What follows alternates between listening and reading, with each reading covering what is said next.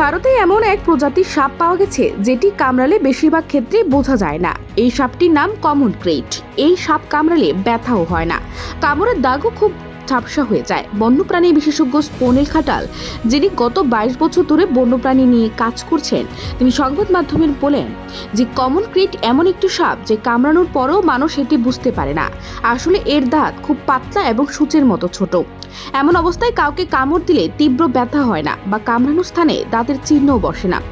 ভয়ের ব্যাপার হলো এই সাপ কামড়ালে আপনার মনে হবে মশা কামড়েছে। তাই বেশিরভাগ ক্ষেত্রে সাপের ছোবল খাওয়া সত্ত্বেও মানুষ অসচেতন থাকে এবং সময় মতো চিকিৎসার অভাবে প্রাণ হারায়।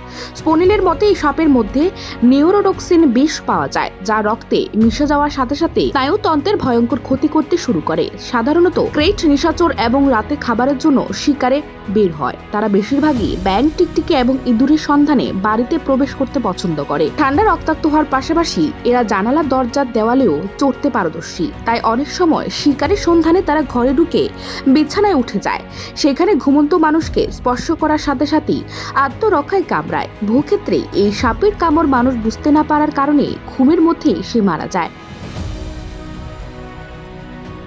Bureau report, Asian Times.